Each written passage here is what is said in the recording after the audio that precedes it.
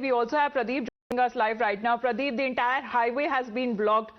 In a way, we are looking at both physical protests that are also taking place, a way to stop the protest also taking place, and a medium of indirect protest where the employees are refusing to go to work because they are seeking for a safe and secure environment.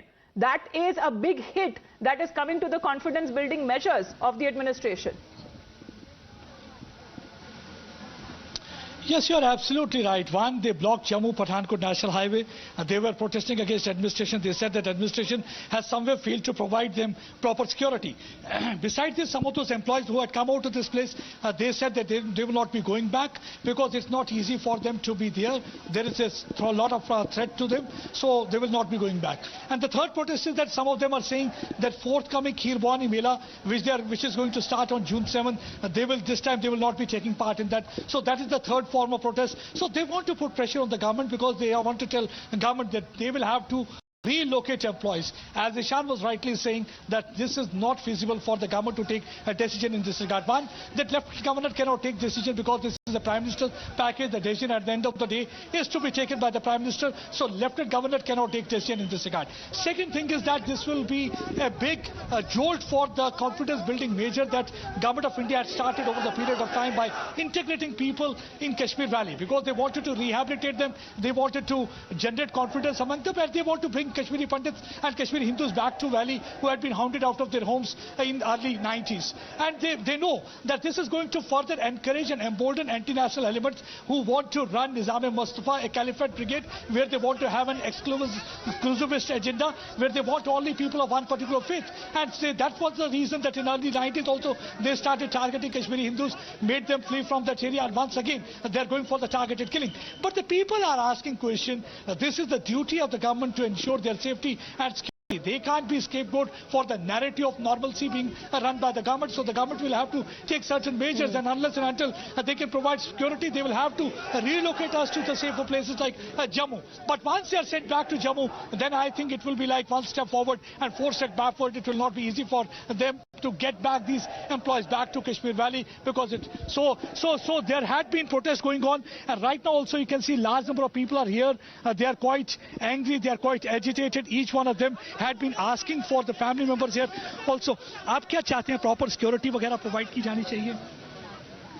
बिल्कुल, जो भी मुलाजिम वहाँ हैं कश्मीर में service कर रहे हैं, सिक्योरिटी तो क्या, मैं तो कहता हूँ जो हालात वहाँ बने हुए हैं, मैं नहीं समझता हूँ कि एक आदमी अगर सिक्योरिटी का दे गए तो उससे वो सेफ हो जाएंगे। हम चाहते हैं कि जो भी हमारे जम्मू के एम्प्लॉयज़ वहाँ सर्विस कर रहे हैं, जितनी देर हालात वहाँ के ठीक नहीं होते, गवर्नमेंट हालात ठीक नहीं कर लेती, तब तक उनको जम्मू में वापस लाया जाए और जहां उनकी सर्विस करवाई जाए। बाकी जहां तक गवर्नमेंट की बात है, गवर्नमेंट मैं कहता हूं कि टोटली फेलियर है इस मसले में।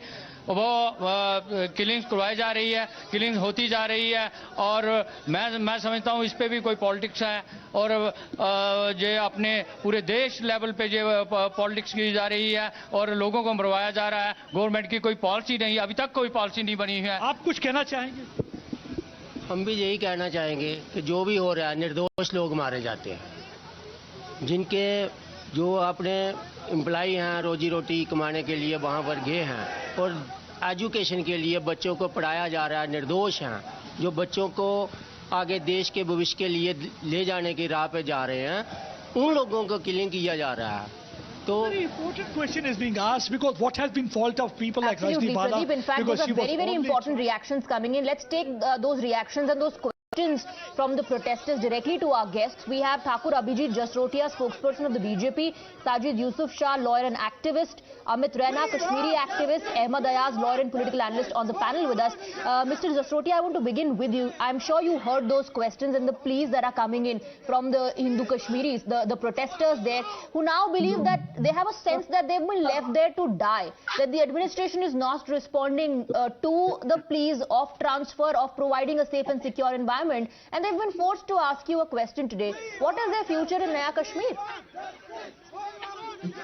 See, first and foremost of all, my heart goes with the family of Rajni Bala and all who lost their life in this sponsored proxy war in Kashmir. What I have to say in this is that the LG administration and the other officers need to be a bit more pragmatic in their approach toward dealing with the situation. Because when this killing of Madam Rajni Bala took place, you just imagine how bizarre and how monotonous it is that she was serving in a deep interior village of Kulgam. And you might be knowing, everybody might be knowing that even they have not learned any lesson after the unfortunate killing of Rahul Bhatt. She should have been at some proper place. So they need to be a bit more pragmatic in all these approaches. But one more point I would like to add that just a day before yesterday, one of our ex-chief minister on a channel, he was trying to justify all this killing and try to indirectly create a sense of panic among these minorities and Kashmiri Pandits over here by saying that this is all the result of what was the change in the status of post the abrogation of 370. Everybody was talking about Naya Kashmir. Several, like Amita, my colleague, just pointed out, several confidence-building measures were taken up by the government to instill confidence into Kashmiri Hindus and Pandits to return back to the valley. Those who are already living there are being targeted and killed. That is what I am saying. You see, because if we talk about the other things which the way the things have changed after the abrogation of Article 370, because if you will go by the other things, record number of tourists are visiting, 100 daily flights are now operating from Kashmir. No, so Mr. Raina, are you convinced? Because we are calling it genocide rerun. Those same days are being witnessed again. This is what. When the genocide in a way is being witnessed by the Kashmiri Pandits, they have to leave the valley, their own homes once again. Mr. Raina. Record number of tourists has nothing to do with the ground reality. Let's not make it a claim, a big achievement. Record number of tourists have happened earlier also. The problem is that after you took the bold and the brave step of abrogating Article 317(35)(a), you maintained strict hand for almost a year, and then you went into the mode of appeasement. You are yourself a politician from Jammu and Kashmir. Please tell me how many crackdowns have happened in last 3 months. Forget 6 months, 1 year. I'm saying in last 3 months, kitne crackdown hue? The number is almost equal to 0. You have gone into appeasement mode. You have given free hand to Abdullahs, Mehboobas, and other leaders, and that is what is making Kashmir today burn. How can look at the apathy? Look at how the administration is running. You had Rahul Bhatt being killed. There was clear intelligence input. There was clear instructions for administration that all Hindus should be transferred to the district headquarters to a safer place. But no, Rajni Bala continued to serve in one of the most dreaded areas in entire Kashmir. Gopalpura is a no-go zone for anyone sensible. But no, they continued to keep her there. And no heads have rolled. Rahul Bhatt, who everyone knows was killed, there was an inside information. You have gone and claimed that 2 terrorists have been killed in Bandipora, who were coming from Pakistan. Right, Mr. Raina, but I want to also bring in Sajid Yusuf. Because Sajid, it is not just about Rahul Bhatt and Rajni Bala. There are other Muslim Kashmiris who were targeted because they were part of the mainstream. We saw what happened with Amreen Bhatt. We also saw what happened with the police constable whose daughter was injured in a way to trying to shield her father. Even those people are targeted. See, let me tell you one thing, that is, it's not no more now a war between India and Pakistan. It's the war of Islamization in the Kashmir Valley. If you have mentioned the Amreen Bhatt, why Amreen was killed? Just because she was not wearing a burqa as per as these so-called jihadis. That's the problem. That's why she got killed. And when it comes to our non-Muslims, Kashmiri brothers and sisters, they are getting killed just because they are being used by some people for their own benefits. Let me tell you one thing straightforward, that many people, like I was seeing the visuals on your screen, that many Kashmiris are demanding that we want to be shifted from Jammu and from Kashmir to Jammu. But I want to tell you one thing, that it is the one thing.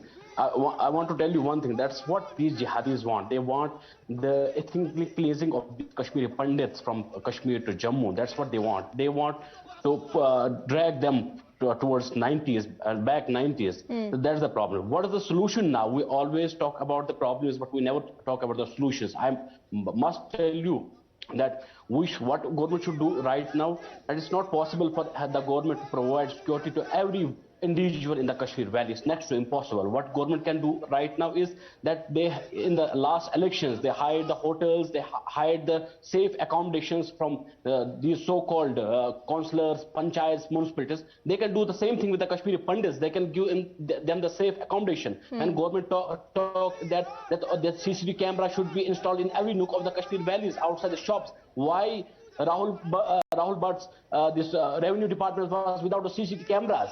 Government can question every nook in the Kashmiri. The government is saying that you should install the cameras outside your houses.